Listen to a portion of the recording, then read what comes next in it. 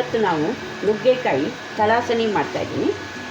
ಇದಕ್ಕೆ ನಾನು 1.5 ಸ್ಪೂನ್ ಆಗುವಷ್ಟು ಎಣ್ಣೆ ಇಟ್ಟಿದ್ದೀನಿ.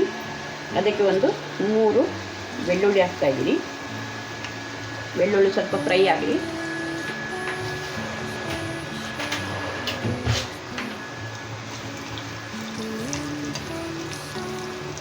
ನಾನು ತೆಂಗಿನ ಎಣ್ಣೆನೇ ಹಾಕೋದು, ನೀವು ಯಾವ ಎಣ್ಣೆ ಬೇಕಾದರೂ ಹಾಕ್ಕೋಬೋದು.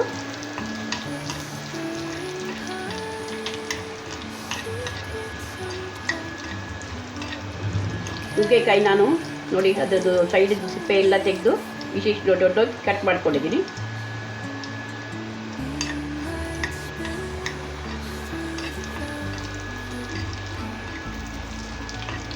ಇವಾಗ ಇದು ಅರ್ಧ ಇದು ಫ್ರೈ ಆಗಿದೆ.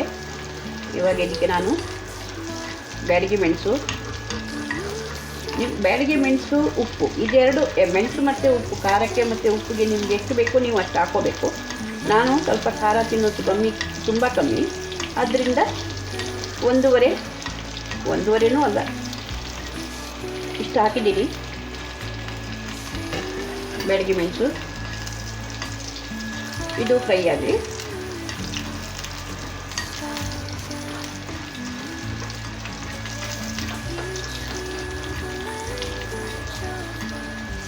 ಫ್ರೈ ಆಯಿತು. ಈಗ ನುಗ್ಗೆಕಾಯಿ ಹಾಕ್ತೀನಿ.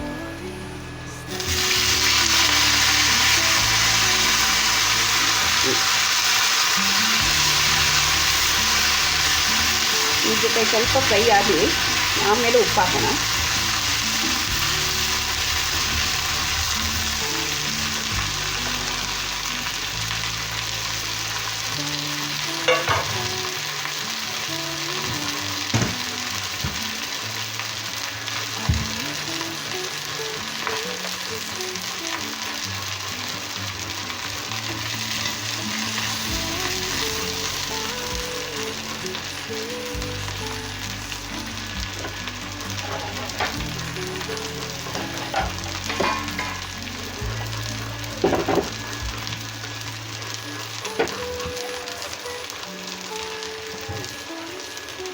ಒಗ್ಗರಣೆ ಹಾಕಿದರೆ ಗ್ಯಾಸ್ ಮೇಲೆ ಎಲ್ಲ ಎಣ್ಣೆ ಹಾರಿಬಿಡ್ತದೆ.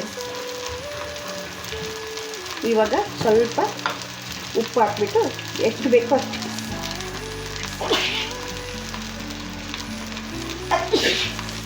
ಉಪ್ಪು ಹಾಕೋಣ.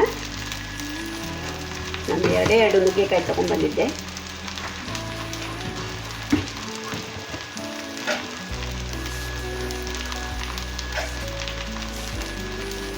ಸ್ವಲ್ಪ ನೀರು ಹಾಕ್ಬಿಟ್ಟು ಸಣ್ಣ ಉರಿಯಲು ಇದನ್ನು ಬೇಯಿಸ್ಕೊಳ್ಳೋಣ.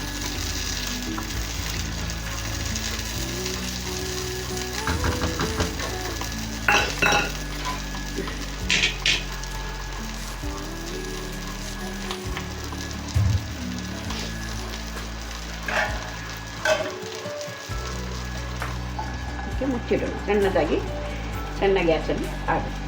ಇವಾಗ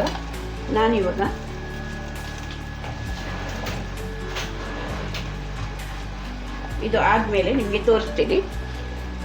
ಓಕೆ, ಇದು ಬೆಂದರೆ ಆಯಿತು ಅಷ್ಟೇ. ಈಗ ತಳಾಸಣಿ ಏನಾಗಿದೆ ನೋಡೋಣ. ನುಗ್ಗೆಕಾಯಿ ತಳಾಸಣಿ, ನುಗ್ಗೆಕಾಯಿ ಬೆಂದಿದೆಯಾ ಎಲ್ಲ ನೋಡ್ಕೊಂಡು ಬರೋಣ. ನುಗ್ಗೆಕಾಯಿ ಬೆಂದಿದೆ. ನೀರು ಸ್ವಲ್ಪ ಡ್ರೈ ಆದರೆ ನೋಡಿ ತಳಾಸಣಿ ರೆಡಿ. ನುಗ್ಗೆಕಾಯಿ ಓಪನ್ ಆಗಬಾರ್ದು, ಅದು ಇಡೀ ಇರಬೇಕು. ಜಾಸ್ತಿ ಬೇಯಲಿಕ್ಕಿಟ್ರೆ ಓಪನ್ ಆಗಿಬಿಡ್ತದೆ. ಇದು ನುಗ್ಗೆಕಾಯಿ ತಳಾಸಣಿ ರೆಡಿ.